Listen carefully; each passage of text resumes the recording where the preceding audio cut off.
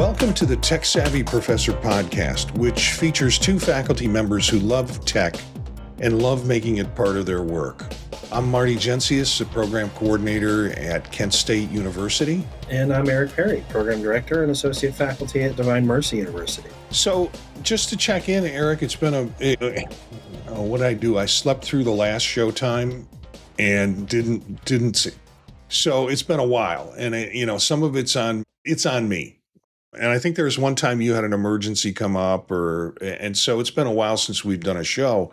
But I'm curious, anything new with you, tech-wise or, life-wise that you care to share? Not a lot. Getting ready to travel again. So doing our annual bass fishing trip to Canada. So I plan on, we'll probably miss another one here in a few weeks. We leave on the 20th, I think. Yeah. But other than that, just kind of the normal summer stuff. The kids are home and, want to be out doing things. So we've been doing a lot of running and spending time in the sun as, Pennsylvania weather will allow. Yeah. Yeah. I have been it might have been even the last week since I produced some shows on Mac Apple stuff. The Worldwide Developers Conference started this last Monday, and all the announcements started coming out through the keynote of the changes in the software platform for Mac. Mm-hmm. Basically, liquid glass is one thing, but the other parts that are really interesting for me, there was a big commitment to Vision Pro, and I do a podcast called Vision Profiles, and so there was a lot of new information for that show. And also, they didn't shy away from the fact that Apple Intelligence has been a problem over the year. Mm-hmm. And instead, they started out the keynote saying, we know Apple Intelligence is not where it should be. We're working on it. We're trying to get it up to and you'll see improvements over the year. And then they proceeded to announce a bunch of little things that they're doing with the software that it is really context-related AI within the software. So I think the place they're trying to plant their flag is we have strong feelings about security and privacy. Mm-hmm. And whereas other attempts at using AI on other platforms, you're putting your stuff out there. We're going to focus on the use of AI on devices using the context of information that's on your device, getting it to give you what you want without going out or sending it out someplace else, at least without your permission. So all the little changes that you see with the software that now it can do this and now it can do that, if you're thinking in the background, AI is running to do this and it's all done on device. So I was pretty impressed with it from an AI. I'm going to be speaking on Apple Intelligence in mid-July at MacStock, and I've been terrified up to this point because I didn't know what I was going to talk about. I think I've got a little bit more footing on what to do with it, but I have been knee-deep in this for the last 10 days, various shows that I'm on as a guest, and then the shows that I produce. The fun time that I had was on the British Tech Network with the Mac Show, which is on Friday mornings. Last week, we did an episode that was keynote poker, and we all had to put out what we thought a prediction would be for the keynote, which was this last Monday, and everybody bet on the likelihood of that happening. So I think I did pretty good in keynote poker. I think I hedged my bets with other people's suggestions. It was like, yeah, I could go in all in on this, but if it doesn't happen, then I lose a lot. So I went in partial, or I went neutral, or in a couple of cases I said, no, this is not going to happen at all. So I don't know what the point spreads are. I'll find out that tomorrow when we do another Mac Show with the British Tech Network. This week is also, for me, exam week and midterms. So I've sat and watched students take midterms all week long. Ew. For the 3 courses that I'm taking. Teaching, except one. Except one was all online. We'll talk about the method that I think we both came up with this method to do. But So the question, and we'll start with you, how do you administer tests and what's your grading process? Yeah, so this has been a huge conversation across online education for a little while. And particularly now with AI, evaluating students on their performance using tests and quizzes online is difficult. If you think about some of the exams that are out there, like for national exams, like your NCE, for example, your National Counselor Examination, those are conducted online, but you have to go through a whole process. There's somebody watching you. You have to like move your camera around the room and ensure that you're not cheating. So we've kind of moved away from evaluating whether or not someone is meeting their course outcomes or learning outcomes with kind of multiple choice tests and moved more toward, long answer papers and demonstrations, and even starting to look at, okay, now maybe we need to do more kind of oral exams, things that are going to allow us to capture better whether or not a student has met a learning objective or not. We still have them, but the purpose for those quizzes and tests isn't to gather knowledge. It's more preparatory for them to have to examine the content, kind of acclimate to it. So we use them a lot more at the beginning of the courses than we do toward the end of the course. So online is a little bit different, and definitely have some tools that I use for that too. But I know your experience is a little bit different. So I don't know if you want to talk about that a little bit first. No, continue on with the tools. I think we're both going to converge around Classmarker as a tool. And I have a page put up for Classmarker for people who would be watching the video. And then I have a page put up of the test that I gave this week. So you can see what it looks like, at least the way I laid it out for the exam. So tell us more about things like you're using an LMS platform. You're using Canvas. I'm using Canvas as LMS. So we have a similar platform that way. And then a little bit about rubrics and things with rubrics that you find interesting. Yeah, so I found we use a lot of similar verbiage within our rubrics intentionally, right? That we want it to align with our learning outcomes and what our expectations are for certain types of assignments. Students almost get acculturated to the rubrics that they use and knowing how they're going to be evaluated. So, using AI has definitely shortened that process. So using tools like ChatGPT to help kind of outline what a rubric might look like. The thing we always have to be careful of is I can't put specific content in there I plan to use in the course, right? So I tend to be pretty careful about that, but I've used it to help come up with language and evaluative language within the rubrics that are going to be helpful. Thinking about how we distribute points across domains for different things that we're looking for. How heavily or should we weight things? I think it can be helpful in kind of parsing some of that out. So I like ChatGPT for that. It's probably what I've used that for the most in terms of course development is the rubric part of things. Can So, I, yeah, I definitely do a lot of that. I want to weigh in on rubrics for a little bit because I don't like to use them. Mhm. And I know that kind of goes against the trend that you're supposed to be, transparent and explain to students how things are going to be graded. My issue with them is then you've got 20 students and you get all 20 of the same projects and so if I'm doing something like a project development piece or something like that, and I have a rubric for it, then I'm going to see the same thing across projects. And I think it limits students' ability to be creative because they are writing for the rubric. They're not creating for the essence of what the project is. So, I have the luxury of not having to use them in the courses that I teach. I have some I have project-based and I have exam-based kinds of assignments in my courses. And the project-based, I put together what I think are good instructions for the project. And my concern is not developing point differences between students to say, oh, this is only worth 2 points, whereas this student is worth 3 points. It's sort of the spirit of the project that if they approach it from that, then at least for that part of the class, they'll get the complete points for it.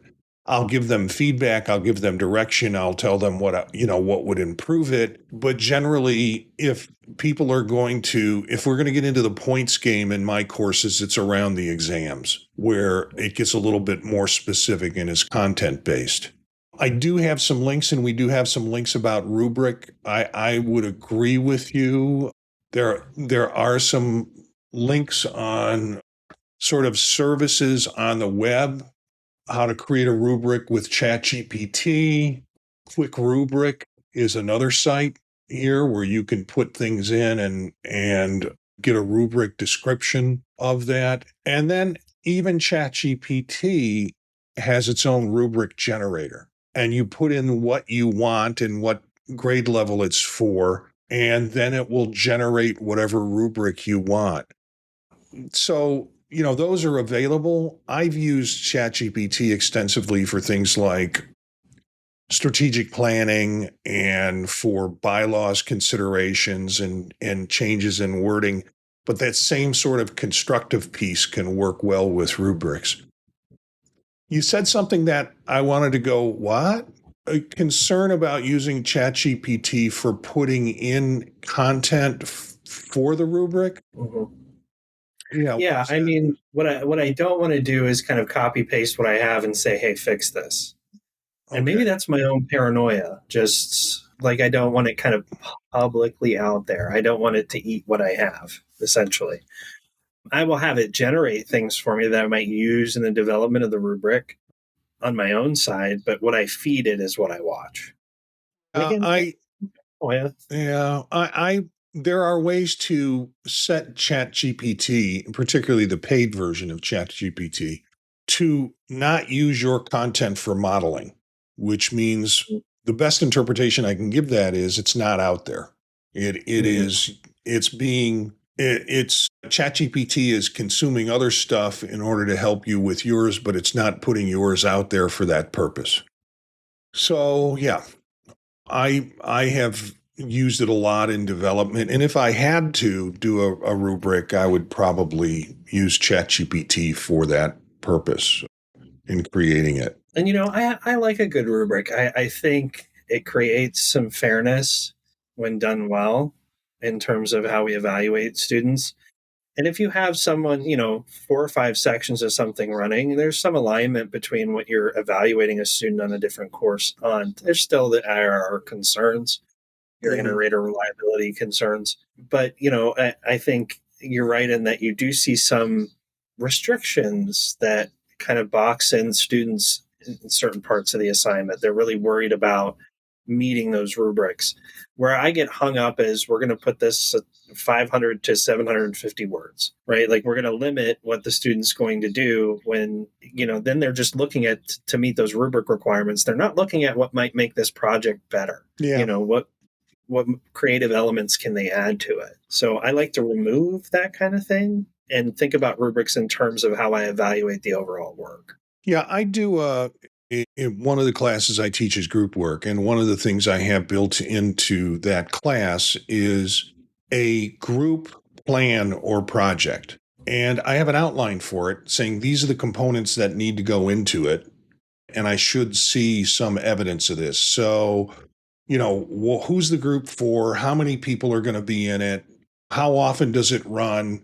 Why are you making those decisions? And is there any research attached to it that you can do? So students then have to go out, get research and say, yeah, this kind of stuff says what I'm planning here is important.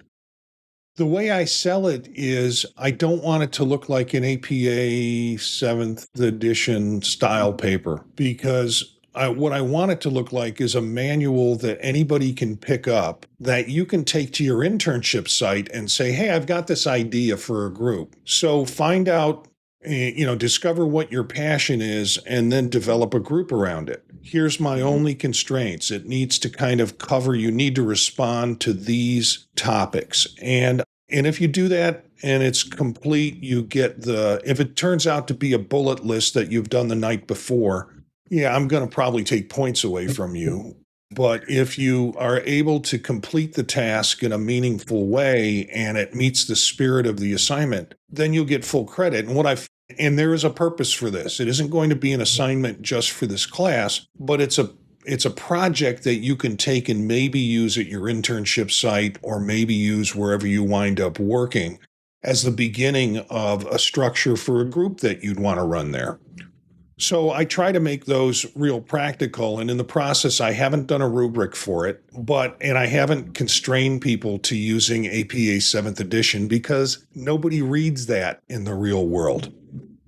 And particularly if you're developing a manual or some sort of training or a guidebook that somebody else could pick up and use. So yeah, I focus more on the output of the project than actually fitting into a rubric that is necessary for me. Well, and I have this fight pretty consistently when we're looking at redeveloping courses. It's something here needs to be unacademic, right? By that, like something needs to connect to the job you're actually going to be doing. Graduate school is not undergraduate; it's different. The whole objective here is to train you for the job and have you do things that you would do as a part of your work as a clinician. So like our assessment class, when we develop that, one thing they leave with is a list of assessments they can potentially use with a particular population they want to work with. They still have to look at the research. They still have to evaluate reliability and validity, look at norming and statistics. But that guide they create at the end for themselves, which is just essentially a listing, I've had people turn in as spreadsheets, as PowerPoints, annotated APA bibliographies if that's what they want. But it needs to be useful for them. That's the whole purpose of the assignment. They're showing knowledge there, but it gets them closer to something they might actually do if they evaluated an assessment they want to use with clients. So, this is a whole nother argument. I have a whole hour-long speech on this if you want, but I digress. Okay, well, we can pick it up and we can pick the concept up in another show. Yeah. You put down some things that are sort of fun things that you would use or you have used, and I'm familiar with some of these tools, but I'm curious why you put some of these down. So why don't you talk about the fun stuff? Okay, I can almost hear the booing before I say it, but I'm going to say it anyway. I love Kahoot. I think it's a lot of fun. I think it's a great way to really engage your class in doing something that's can even be competitive in terms of learning. If there's content that you really want them to know, and I've done a couple around problem areas that we've had with CPCE exams, content area exams that students struggle with research and assessment. It can be a lot of fun. They can play against each other. You can play synchronously or asynchronously. You essentially join by a mobile phone, any device really, and you answer questions, and you're awarded different points based on, and there's different game types, but the primary game type is you're awarded points based on how fast you respond and if you respond accurately. So I think it's a great study tool. I don't know that it necessarily is great as an evaluative tool, but I think it's a lot of fun if we're talking about the outcome here being learning the content. My K-12 folks love it too. So it's a great tool I think you can use, and it's cheap, right? So I'm going to call an audible on this and throw one in myself. And I don't know if you've had much opportunity to use this, but Quizlet. Yeah. Quizlet is remarkable in terms of, and I haven't used it for studying, although you can get whole study guides or import basically flashcards.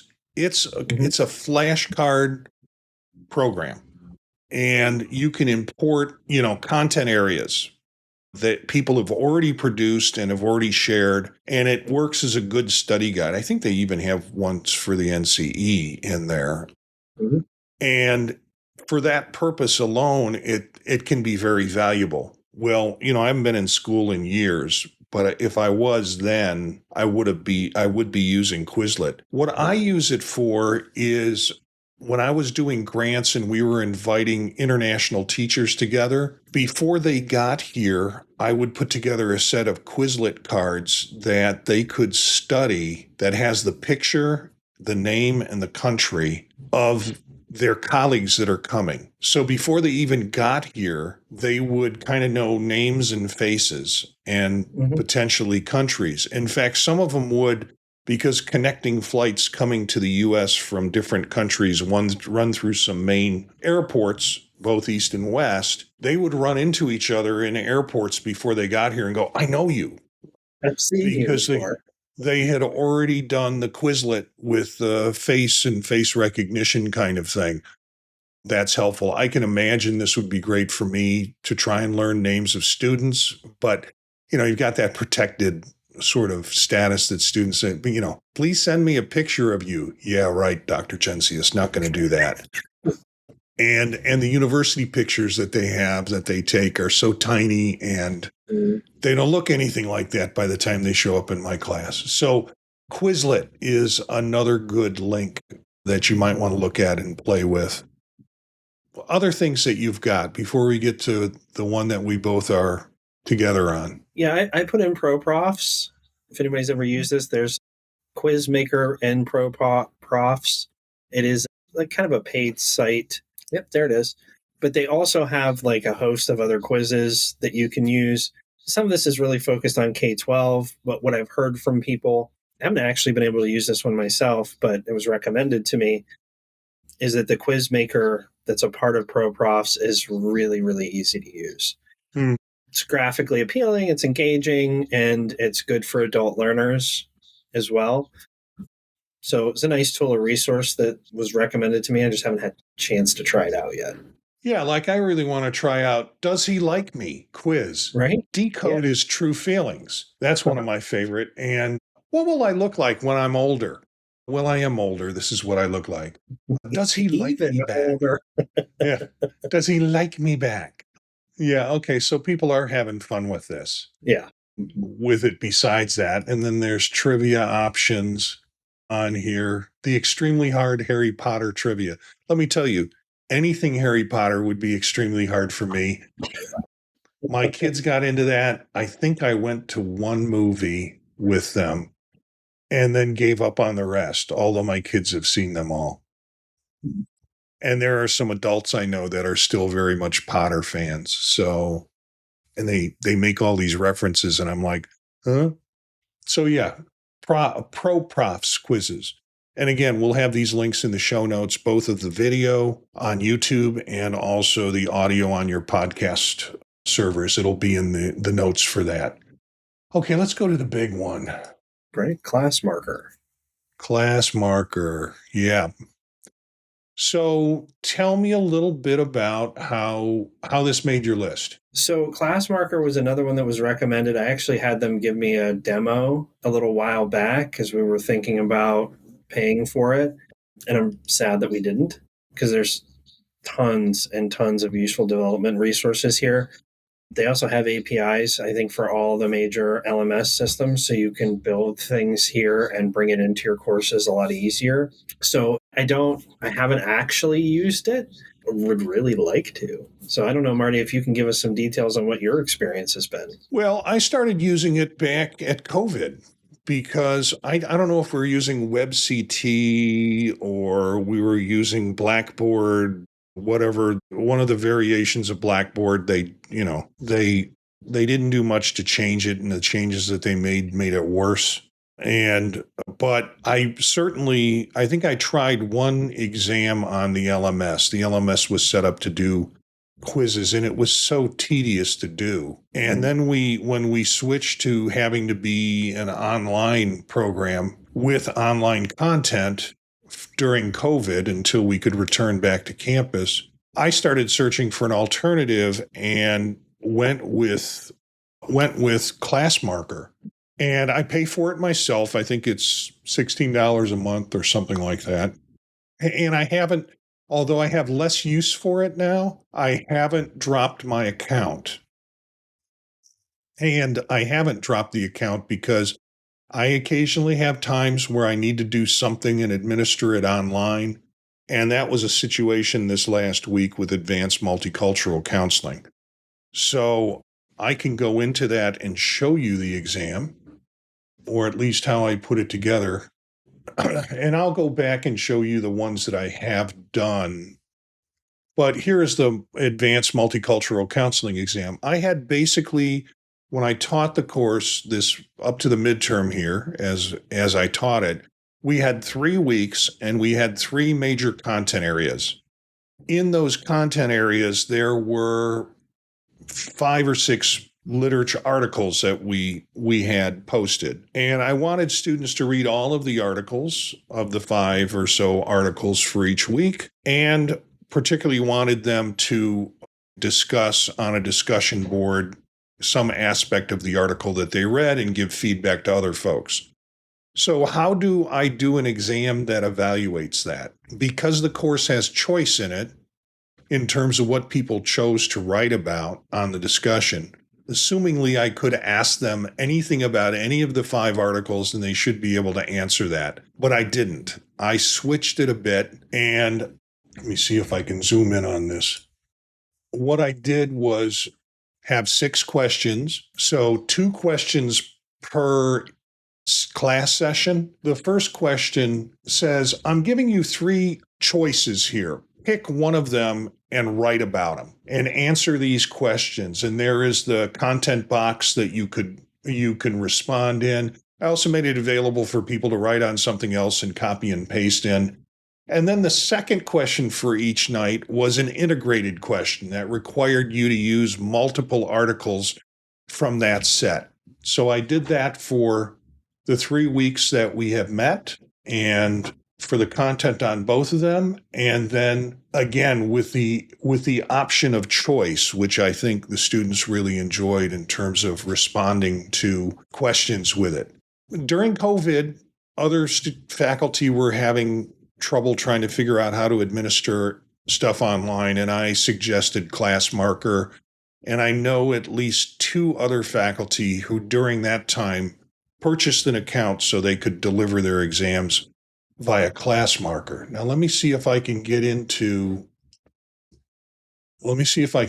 some other exams, or at least show you some of the home. Let me go into the home page.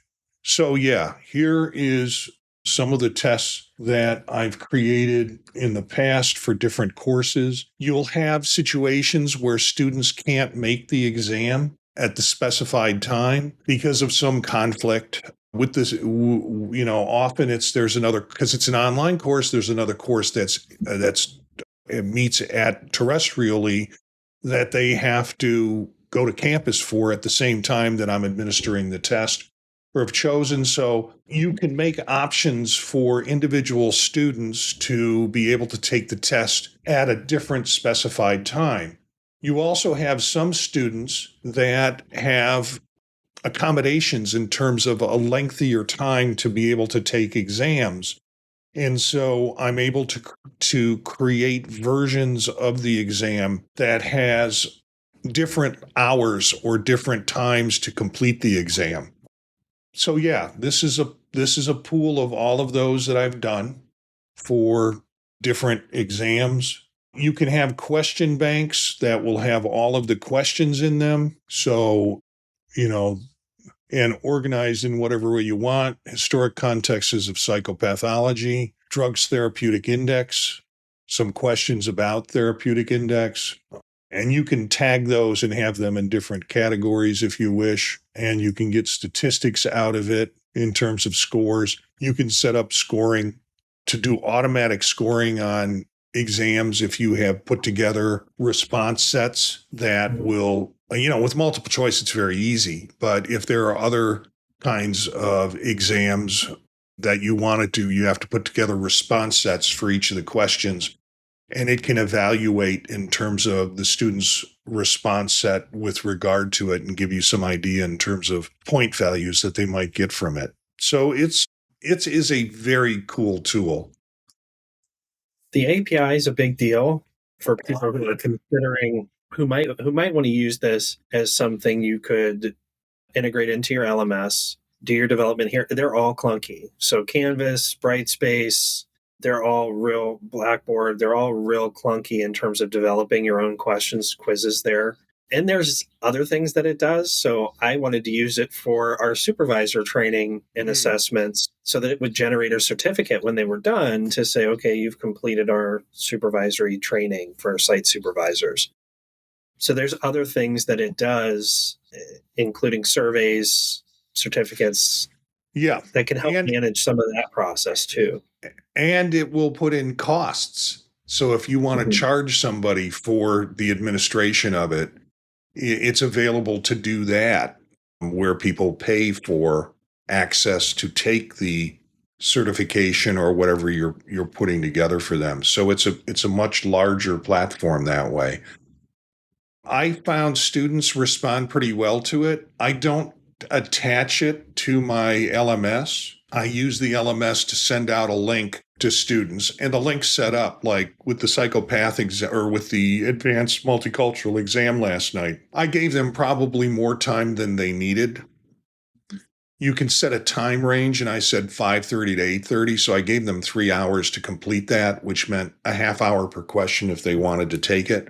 Most folks came in after, and I told them, you're not going to need it, but this is the first time I've done this with this form. Well, it's not the first time I've done this with this format, but I want to give you enough time based on the readings that you chose to respond to it, I also gave them some guidance to say, you know, you probably only need two very good, well written paragraphs to respond to these questions. So you don't feel like you have to write forever. It's not going to help you. But if you are succinct and you can get the content in, you can probably do this in two rather lengthy, well written paragraphs instead of feeling like you have to go on for 4 or 5 or 6.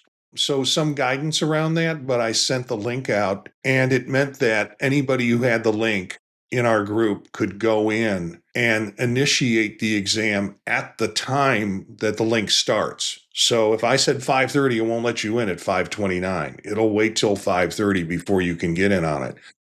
Now, what I've also discovered is if you have a 2 hour clock and you started at, and it's 5:30 to 7:30, you started at 6 o'clock, you still have a 2 hour clock. So the time range they put in is based on when you should start the exam. And once you start the exam, you have the total time that's allotted for it. So it's not like you have to get it in exactly between 5:30 and 7:30, but you have to start it sometime in that range, and then you get the full amount for the clock. You can put settings on it like what happens if the internet goes out? Well, you can have it set so they can reopen it twice if they need to. So there's all sorts of good protective stuff. I never kind of used that, and then I ran into students who ran into that problem and were emailing me or messaging me and saying, the thing dropped out, I need to get back in. And so I had to go back and set their particular exam to allow them to come back in and start the process over. So Yeah, there's and I just, mean our internet is reliable, but I've had it happen a few times mid class. yeah. The internet just drops off. It happens. And you're working in if you're working in a semi-rural area where you have students coming from rural parts of the state, their internet is not necessarily as effective or as efficient. We kind of, at Kent State, we kind of draw from a surrounding area that pretty much is pretty good in terms of where students live, in terms of pretty good access. Of course, not all of them have high speed. Not all of them have high bandwidth, but generally they can get through these kinds of exams pretty well. So that is Classmarker. If you're considering doing exam. Now, of all that I teach at this point, everything I teach in a room.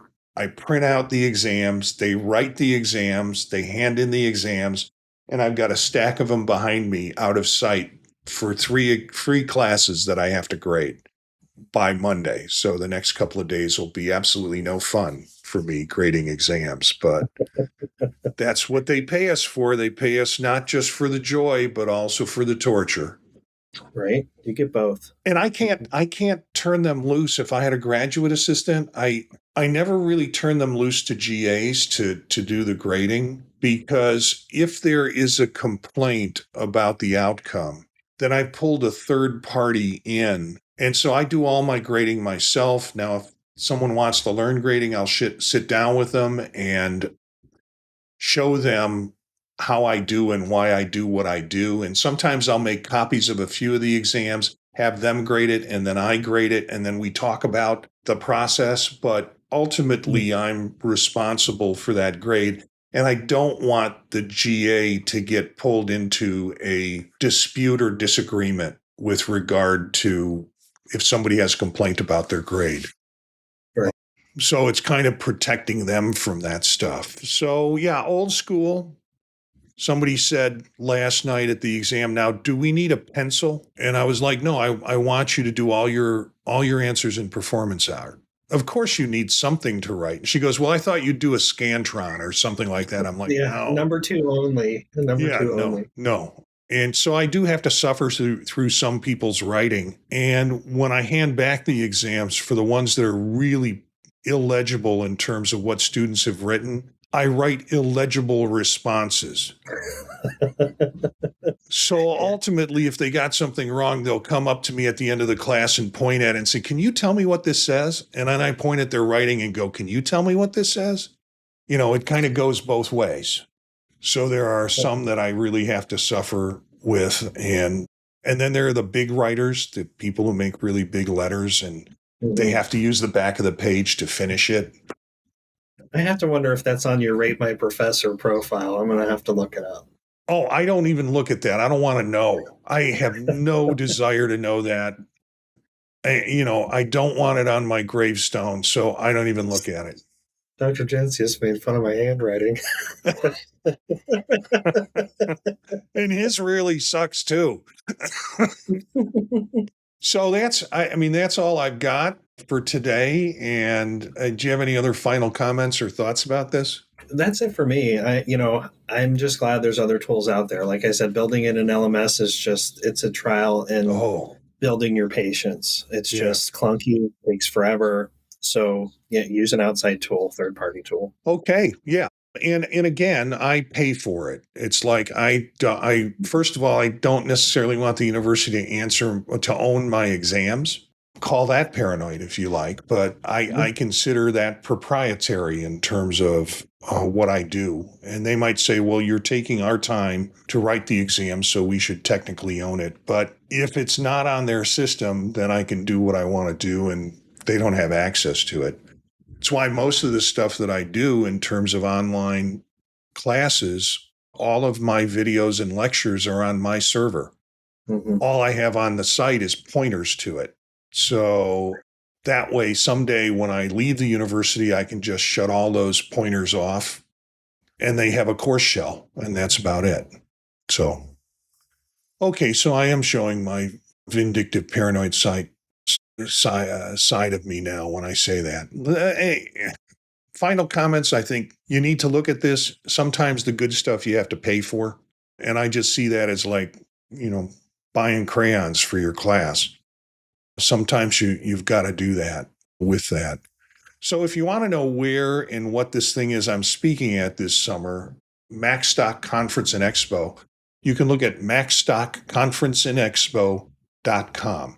And we'll have a link in the show notes for you to find it. If you're interested in actually going, you can get a $50 discount by using Pod Talk 50. And that's always a good option to get some money saved to seeing it. They also will have a virtual conference, which means 30 days after the conference, they'll take all of the presentations and have them on streamable video at a cheaper rate. So you're going to have to wait 30 days or so to get the stream set up, but you can buy the virtual ticket and get to see all the presentations. I'll be presenting on Apple Intelligence for a workshop for about 90 minutes. And then I'm presenting at the end or near, and that's the first one of this. They put me at first up, as leadoff man. And I have a little anxiety about that, particularly the topic, but they like my style and I appreciate being able to present there. And then near the end, my son is coming with me and we do a podcast called Gear Up and Go. And we're going to take audience suggestions on what their favorite travel gear is and have them come up, we'll find it, they'll talk about it for 5 minutes, and then we'll give them a door prize. So I'm purchasing some good, not too expensive, but reasonable travel gear and travel tech that will kind of pepper the audience with to come up and do our talk for us. But it's going to be fun doing a presentation with Will together. And somebody, when they first announced it, they said, "Oh, that's cute. You're bringing your 12-year-old boy and you're going to do a presentation with him." It's like, no, he's a 30-year-old man. Well, I mean, to be fair, it is kind of techie show and tell, right? Yeah, it is. So, and Will has just spent 6 weeks living in a casino hotel in Las Vegas. I'm picking him up on Monday, doing stage work. And I don't mean dancing. There is a artist that needs a special stage constructed, and his college buddy does this for a living. And Will was free for the summer, and he's making good coin, and went out there and is doing construction essentially out in the sun. So we'll have a good time at MacStock Conference and Expo. He's learning all the ins and outs of living in a hotel and trying to use technology with hotel Wi-Fi and other things that he needs. You can find out more about this podcast and the other podcasts on thepodtalk.net. Look for us on Spotify, TuneIn, Apple Podcasts, and all podcast servers. Our bumper music is by Philip Gross, Rast, from the Free Music Archive. Everything you need to know is at thepodtalk.net. Look for other shows like Circular Firing Squad and the new show on spatial computing called Vision Profiles. That's it for this episode. Thanks for subscribing to the Tech Savvy Professor.